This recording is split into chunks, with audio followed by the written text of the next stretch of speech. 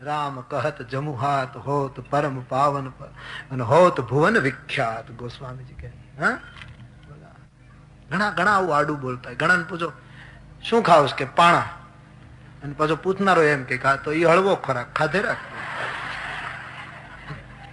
પછી શું એને કહેવું? પ્રશ્ન એવો પૂછો જેમાંથી શાસ્ત્ર નીકળે. ભવાનીએ પ્રશ્ન પૂછ્યો જેમાંથી રામાયણ સર્જાયું. યાજ્ઞવલ્કને પ્રશ્ન પૂછ્યો એમાંથી હું ને તમે ધન્ય બનીએ એવું આખું શાસ્ત્ર સર્જાયું. રામ કોણ છે એ મને સમજાવો. યાજ્ઞવલ્ક રાજી થયા અને ભરદ્વાજજીની આગળ કહે છે મહારાજ આપને રઘુવીરની પ્રભુતાનો ખ્યાલ છે. 100 જણા 500-600 માણસો 700-800 માણસો ઉભા થાય અને સીધા ગિરનાર ઉપડે. આ 3 ને 20 ની કઈ ગાડી આપણે અહીંથી ઉપડે? 4 ને 20 એમાં સીધા જ અહીંથી બેસી જાય કે બસ અલગ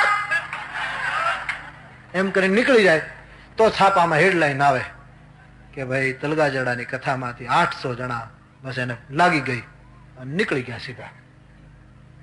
તો પણ એક કથામાંથી વ્યક્તિગત જીવન શતકો ની સંખ્યામાં સુધરતા હશે એની નોંધ હું તમે ક્યાં લેવા જઈએ? તો કથા તો ઝરમર ઝરમર વરસાદ છે. એ કોઈ બાઢ નથી કે લોકો બાઢ જોવા. એ તો એક મીઠો વરસાદ છે જેમ ફળદ્રુપ જમીનમાં ધીમે ધીમે પડશે અને જરૂર ફસલ પાકશે. થોડોક સમય તો લાગે. વ્યક્તિગત હું કેટલાય માણસો મને મળતા રહ્યા હોય છે, કેટલા યુવાનો, કેટલા ભાઈ બહેનો પોતાના વ્યક્તિગત જીવનમાં. કાલે જ મને એક ભાઈ કહેતા હતા કે બાપુ તમારી કથાઓ સાંભળ્યા પછી અમારા જીવનમાં હતા એવા વ્યસનો બિલકુલ સમાપ્ત થઈ ગયા. અમારું ખાવાનું પીવાનું, અમારો વિહાર, આ તે બધું જ નષ્ટ થઈ. આ કેટલી મોટી રામ કૃપા છે, કેટલી મોટી રામ કૃપા. આ રામાયણનો પ્રતાપ છે. જે કઈ પ્રતાપ છે રામાયણનો છે. એ કોઈ વક્તાનો પ્રતાપ નથી. તુલસીદાસજીએ લખ્યું પથ્થરનો કોઈ ગુણ નથી કે પાણીમાં તરે, અને વાંદરાઓની કોઈ શક્તિ નથી કે સેતુ બનાવી શકે. પણ એ જે કઈ થયું એ તો શ્રી રઘુવીર પ્રતાપ તે અને સિંધુ તરે પાષાણ. જે કઈ થાય એ તુલસીની ચોપાઈઓનો પ્રભાવ છે, ગોસ્વામીજીના માનસની આ ક્રાંતિ. એટલા માટે હું આ શાસ્ત્રને ક્રાંતિકારી કહું, બિલકુલ ક્રાંતિકારી. કેટલાય વ્યક્તિગત જીવનો વિશુદ્ધ થતા હોય છે. કેટલાય માણસોના જીવનમાં સાદાય અને અનેક પ્રકારના મોહની માત્રા ઘટી ગઈ હોય. મોહ જરૂર નષ્ટ થાય છે. અને જ્યાં સુધી મોહ નષ્ટ ન થાય ત્યાં સુધી સમજવાનું કે હજી ઘણી વાર છે. છેલ્લો પ્રત્યાઘાત આ જ હોવો જોઈએ માણસનો કે મારો મોહ ગયો. અર્જુનને છેલ્લે પૂછવામાં આવ્યું હવે કેમ છે ભાઈ? આટલી આપણે વાતો કરીને, તે દલીલો કરીને, મેં તારી સામે વાતો કરીને આખું જે હવે કેમ છે તબિયત, હવે શું છે? ત્યારે એ માણસે કીધું કે હવે આ સ્થિતિ છે. નષ્ટો મોહ. આ સ્પષ્ટ શબ્દો એને કહ્યા. પહેલો શબ્દ વાપર્યો ચ્યુત સ્થિતોસ્મિ ગત સંદેહ કરિષ્યે વચનં તવ. સ્થિતોસ્મિ ગત સંદેહ કરિષ્યે વચનં તવ. મારો નષ્ટ.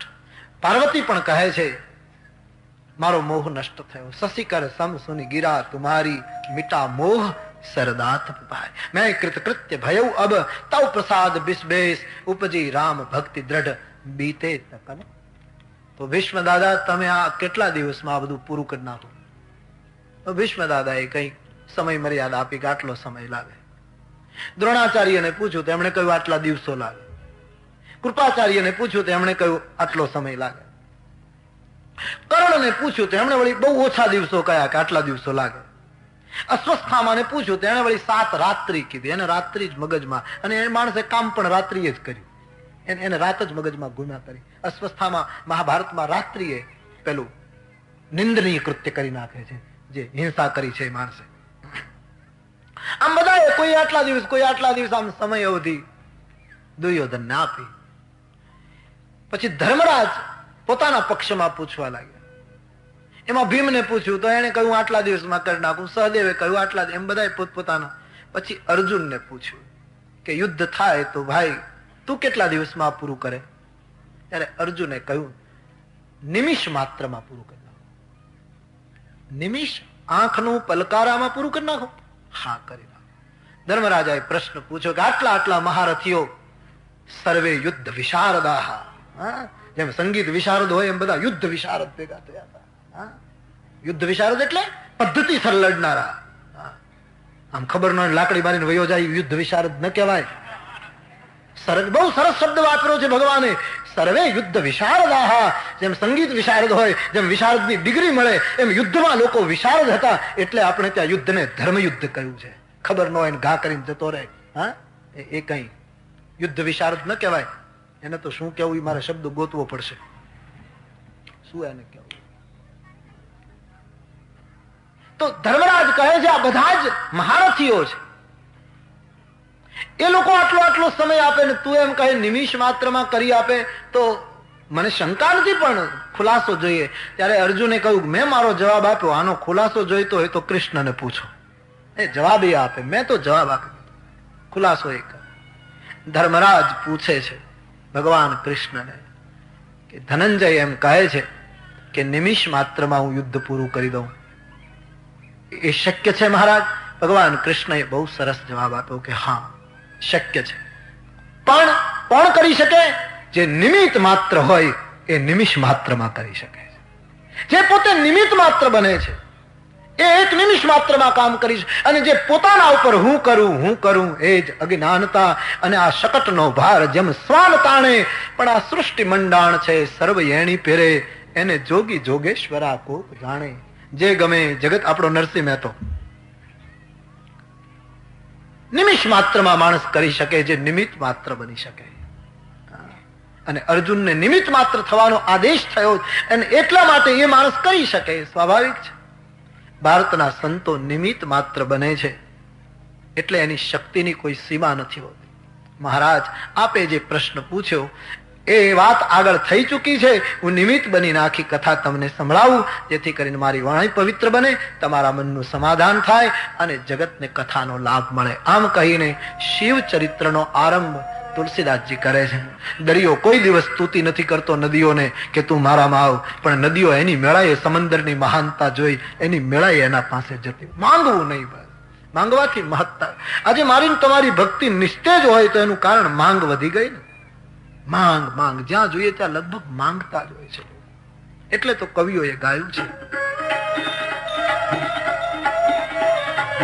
एक बुरो प्रेम को पंथ बुरो जंगल में बासो बुरो नारी से नेह बुरो मूर्ख में हाथ बुरो सुमकी सेव बुरो भगिनी घर भाई बुरी नार कुलक्ष सास घर बुरो जमा अन बुरो पैप पंपाल है बुरो शुरन में भागनो कवि गंग कहे अकबर सुनो एक सबसे बुरो मांगनो एक सबसे बुरो मांगनो एक सबसे बुरो मांग. સાહિત્યમાં કવિ લોકો કહે છે કે આટલી વસ્તુ બુરી છે. બુરો પ્રેમ કો પંથ, પ્રેમનો પંથ ઘણો કઠિન છે, આકરો પંથ છે, સફળ થવું બહુ મુશ્કેલ છે. एक बुरो प्रेम को पंथ बुरो जंगल में बासो, जंगलમાં એકાંતમાં નિવાસ કરવું બહુ કઠિન. કારણ કે એકાંત તો પચાવી શકે એ જ પચાવી શકે, બાકી એકાંતમાં માણસને ભોગના વિચારો પતન તરફ લઈ જાય. સાધક હોય તો ભજનના વિચાર આવે, નહીતર તો જેવું એકાંત મળે એટલે માણસનું ચિત્ત વિકૃત થવાની કોશિશ કરે. એક બુરો પ્રેમ કો પંથ બુરો જંગલ में बासो बुरो नारी से नेह बुरो मूर्ख में हाथ. નારીની સાથે મર્યાદાથી વધારે પડતી આસક્તિ બુરી છે. પૃથ્વીરાજ ચૌહાણને બારીમાંથી બહાર ડોકિયું ન કરવા દીધું સંયુક્તાએ. હા, એ તો કવિરાજ ચંદ બારોટે એને કીધું કે હે સિંહ, તું ક્યાં ફસાયો છે? નારીની સાથે મર્યાદાથી વધેલી આસક્તિ બુરી વસ્તુ છે. बुरो नारी से नेह बुरो मूर्ख में हास. મૂર્ખની મંડળીમાં હસવું એ બુરું.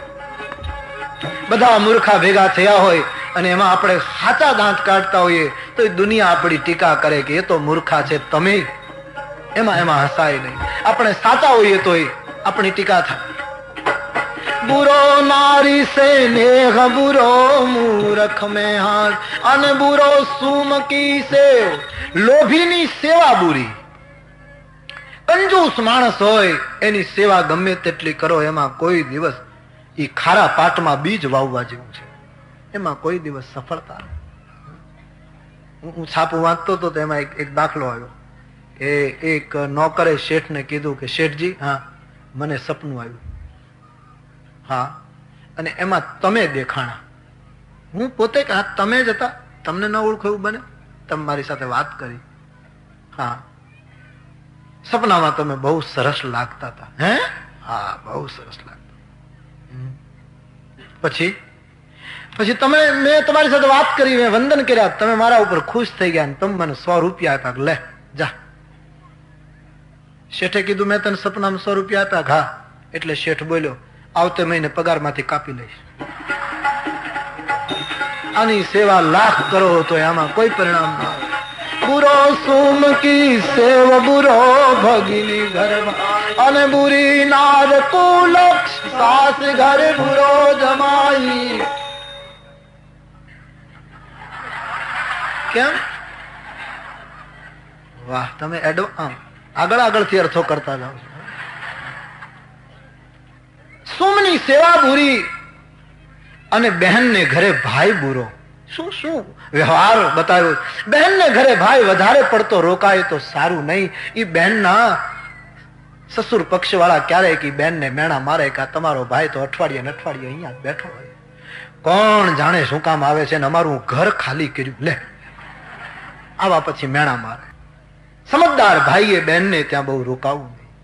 કેટલો સરસ વ્યવહાર ધર્મ બતાવ્યો. બુરો સુમકી સેવ બુરો ભગીની ઘર ભાઈ, અને બુરી નારી કુલક્ષ. કુલક્ષણી ખરાબ સ્વભાવની ખોટા વર્તન વાળી નારી બુરી છે, આખા કુળનું પતન કરી નાખે, આખા કુળને સમાપ્ત કરી નાખે. બુરી નારી કુલક્ષ, કુલક્ષણી નારી બુરી. ગમે તે વાત કરો ને અવળું જ લે. હા, તમારે ખીચડી ખાવી હોય તો ખીચડી ન કહેવાય, ભાત કહો તો ખીચડી થાય. નહીતર તમારે ખીચડી ખાવી ને તમે એમ કહો ખીચડી તો એ ભાત કરીને બે, તમારું કયું ન થાય. અવળું, જે અવળું કુલક્ષણી સ્ત્રી હોય એ બુરી સ્ત્રી છે. એટલે કઈ ભાઈઓને કુલક્ષણો પુરુષે બુરો છે એમ એટલે કઈ એવું કોઈ ન માને કે આમાં બહેનો માટે જ છે. હા, આપણે છીએ એમાં. બુરી નારી કુલક્ષ. પણ હવે જે આવે છે બહુ સારું છે. સાસ ઘર બુરો જમાય. સસરાને ઘરે જમાય એ તો બહુ બુરો. મોટે ભાગે તો એ સસરાને ઘરે રૂડો જ ન લાગે. મારી દ્રષ્ટિમાં મને પૂછો તો એ આમ ઓળું ફરતું હોય એવું લાગે. ત્યાં બહુ રહેવાય. પરણવા જાવ ત્યારે બરાબર છે, બાકી પછી ત્યાં બહુ જવાય નહીં. સસરાને ઘરે પ્રસંગ હોય તો જવું પડે, બધાના મન રાખવા તો જવાનું, બાકી પ્રસંગ પૂરો થાય એટલે બસમાં ટીંગાઈને પણ નીકળી જવું. પાછળની સીડીએ ચડી જવું, પોલીસ એક બે લાફા મારો તો સહન કરી લેવા, બાકી ભલે વચ્ચે ઉતારી નાખે તો ઉતરી જવું, પણ ત્યાંથી નીકળી જવું. કોઈ પણ છેવટે સાયકલ લઈને નીકળી જવું, પણ નીકળી જવું. પ્રસંગ હોય ત્યાં સુધી. સાસ ઘર બુરો જમાય. સસરાને ઘરે બહુ રહેવું નહીં. આ હું તમને બધું ખાનગીમાં કહી દઉં. લે આપણા સાહિત્યકારો આવું કહેતો હોય ને એટલે મને યાદ આવે. હા, સસરાને ઘરે બહુ રહેવું નહીં, અને રહેવું તો બહુ ખાવું નહીં. અડધા ભૂખ્યા રહેવું અને હોટલમાં આંટો મારી અને 100 ગ્રામ ઉપાડી લેવા, તળેલા મરચા, અને એની હારે જે ફીટ થતું હોય 100 ગ્રામ લઈ લેવું તમારે. હા, અને તોય અધૂરે 2 લોટા ત્રાંબાના પાણી પી લેવા. સસરાને ઘરે બહુ જવું નહીં, જવું તો બહુ રોકાવું નહીં, રોકાવું તો બહુ ખાવું નહીં, અને બહુ ખાવું તો બહુ સૂવું નહીં. નહીતર આપણને ખબર ન હોય એમ બીજાને વાત કરે કે અમારે ત્યાં તો કર્ણ કુંભ આવ્યા છે. કુંભકર્ણ સીધું ન કહે, વિવેકી માણસ સીધું ન બોલે, કર્ણ કુંભ કહ્યા. સસરાને ઘરે જમાય બુરો છે, અને જમાઈને ઘરે સસરો પણ બુરો છે. મહાભારતમાં કથા છે. ગુરુએ શિષ્યને ત્યાં, રાજાએ પોતાની પ્રજાને ત્યાં અને સસરાએ જમાઈને ત્યાં વર્ષમાં એક જ વખત જવું એમ વ્યાસ નારાયણ હુકમ કરે. શું વ્યવસ્થા કરી છે મહાભારત! એક મૂળ મહાભારત કૃપયા એકવાર વાંચો. હા, મૂળ મહાભારત, વ્યાસ પ્રણીત, જ્યાં વ્યાસ દાદો બોલ્યો હોય એ મહાભારત બડા અદભુત.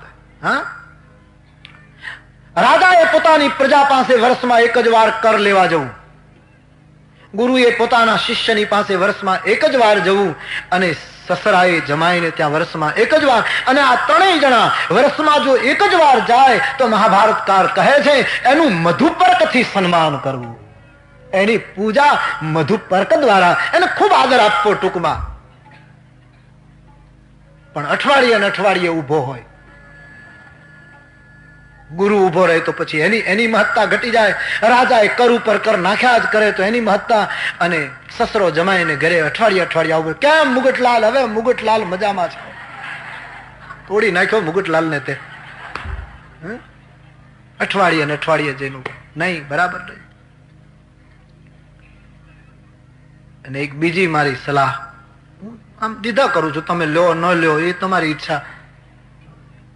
કોઈ દિવસ પોતાનો પરિચય સ્વસુર પક્ષથી નહીં આપવો, એ પરિચય અધમ પરિચય છે. આપણા મા બાપ ગમે તેવા હોય પણ પરિચય માણસને પોતાના મા બાપ દ્વારા જ આપવો જોઈએ. હું ફલાણાનો દીકરો. ઘણા માણસો એટલા બધા સસરામય થઈ જાય છે કે જ્યારે જુઓ ત્યારે કહે હું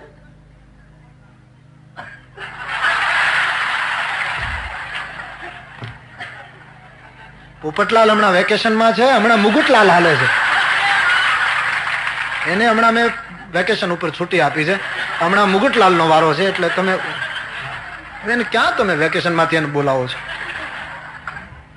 મુગટલાલ કેટલું સરસ નામ છે, એ તમને નથી ગમતું? કેવું સરસ મુગટલાલ. હા,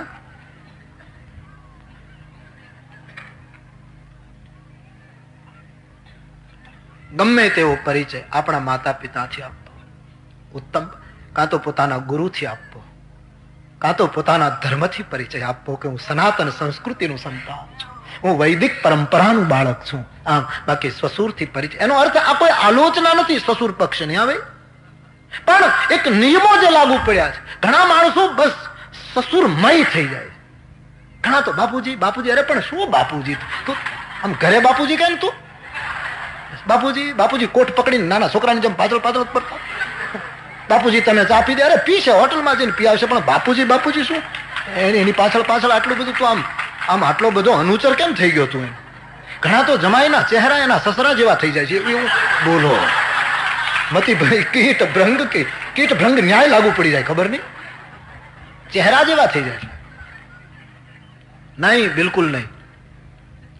એક મર્યાદા છે, એક નિયમ છે. सास घर बुरो जमाए,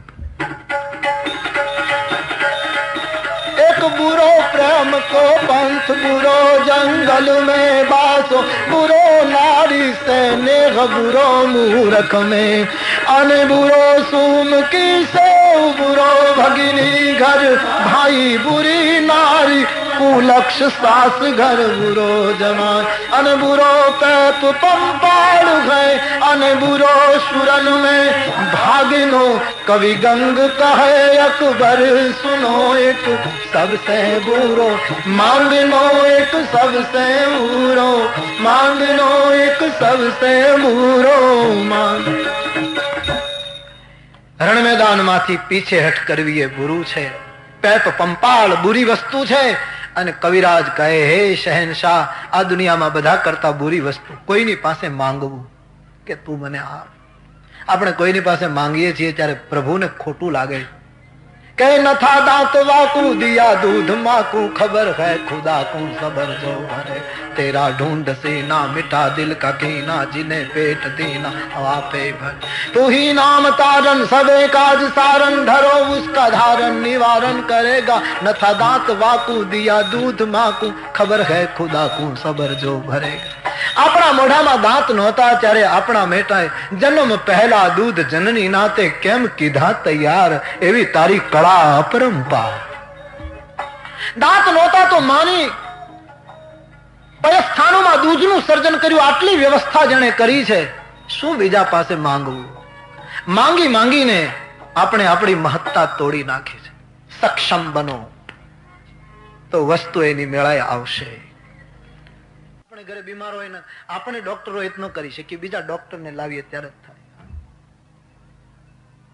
ઘરનો ભૂવો વળગાડ ન કાઢી શકે, એ બીજાને જ બોલાવવો પડે. ઘરનો નહીતર તોડી નાખે એવો ભૂવો હોય, હા, ડાકલા ફૂટી જાય તો એ વળગાડ ન કાઢી શકે. પણ બીજો ભૂવો હાવકારો કરતા આવે, ખમાહા ખમાહા ખમાહા. એ ખમાહા ખબર નહીં ક્યાંથી લાવ્યા છે. અમારે ઓલે જીંજકા વાળી માતાજી જયારે થઈ ત્યારે હું નાનો, એ અમારા ગામમાં તે આવું, તે બધા ધૂણેથી બધા કે ખમાહા ખમાહા. બોલો,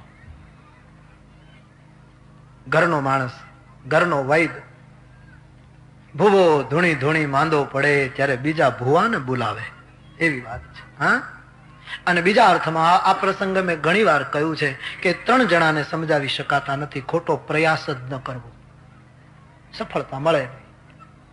3 ને નથી સમજાવી શકાતા. એક તો પત્ની, બીજા પાડોશી અને ત્રીજા પિતરાય ભાઈઓ, એ લોકો, એને નથી સમજાવી શકાતા. પત્નીને તમે લાખ સમજાવવા જાઓ તો એ તમારી વાત ન માને. આખી દુનિયા તમારી વાત માનતી હોય, પત્ની ન માને. તમે એને સમજાવવા જાઓ તો એમ કે અમને ખબર નહીં હોય, અમે નહીં જાણતા હોઈએ, તરત જ અવળું જ લેશે તમારે. એ નહીં સમજાવી શકો. પ્રયાસ કરો.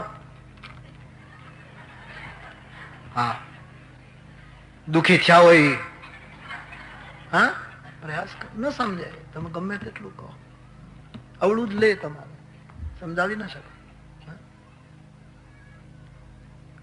એક બેન એના પતિને લઈ ગયા ડોક્ટર પાસે કે સાહેબ તમે જરા ઈલાજ કરો. શું છે કે આ રાતે ઊંઘમાં બોલ્યા કરે છે, અને કંઈક દવા બતાવો. ઊંઘમાં બહુ બોલે છે. ડોક્ટરે કીધું તો એની દવાની જરૂર નથી, તો એને દિવસે બોલવાનો મોકો આપો. આને દવાની જરૂર જ નથી. આને તમે 2 શબ્દો દિવસે એનો થોડોક લવો વળે એવું કરો. એને આખો દિવસ તું બોલવા જ ન દે તો રાતે ઊંઘમાં ન બોલે તો એને જીભ આપી તેનો ઉપયોગ જ ન કરવો. એને હું કઈ મુનિ થઈ ગયો છે કે મૌન ધારણ કરીને બેઠો? પત્નીને ન સમજાવી શકાય, પાડોશીને તમે ન સમજાય. આખી દુનિયા તમને પગે લાગતી હોય ને પાડોશીઓ આમ દિવાલ ઉપરથી આમ લે, આવળી બધા શું આવે છે ને જાય છે, સ્વાભાવિક છે. અને પિતરાય, આખી દુનિયા તમને આદર આપતી હોય પણ તમારા કુટુંબના પિતરાઈઓ તમારો વિરોધ કરતા હશે કે નાનપણથી અમે જાણીએ છીએ, તમને શું ખબર હોય બધું કેમ છે, એમ કરી. અને એમાં એનો દોષ પણ નથી, એનું સમાધાન પણ બહુ સુંદર કે જે અતિ નિકટ રહે છે એ કોઈ દિવસ સમજી શકતા નથી. સમજવા માટે થોડીક દૂરી જરૂરી છે, થોડુંક દૂરી પણ આવશ્યક. આ વ્યાસ ગાદીને તમારે બરાબર જોવી હોય તો તમારે થોડુંક દૂર બેસવું જ જોઈએ. બિલકુલ આના પાયામાં બેસશો તો તમે વ્યાસ ગાદી નહીં જોઈ શકશો. દુનિયા ફોટો પાડશે તો દેખાશો તમે વ્યાસ ગાદીને બિલકુલ લાગેલા, સન્માન મળી જશે કે તમે વ્યાસ ગાદીને બિલકુલ પાયામાં બેઠા છો, પણ તમે વ્યાસ ગાદીને બરાબર આત્મસાત નહીં કરી શકો. એના માટે નિશ્ચિત અંતર જરૂરી, બહુ દૂરી પણ નહીં, બહુ દૂર હશે એ પણ નહીં જોઈ શકે, બહુ નહીં. એટલા માટે મોટે ભાગે સંસારમાં અતિ નિકટ રહેનારા જાણવામાં ભૂલ કરી. રામજીના કાળમાં એમ કહે છે 9 થી 11 માણસો જ રામજીને ઓળખી શક્યા. પૂર્ણ બ્રહ્મ તરીકે રામજીને બસ આંગળી પર ગણી શકાય એટલા માણસો રામને ઓળખી શક્યા, બાકી ભલભલા ભૂલ કરી ગયા છે. કોઈ પણ મહાન હસ્તીને અતિ નિકટ રહેનારા, એટલા માટે તો ઘણા માણસોનો આક્ષેપ હોય છે ને કે અમુક મહાપુરુષો એની નજીકના માણસો કેમ આવું વર્તન કરે.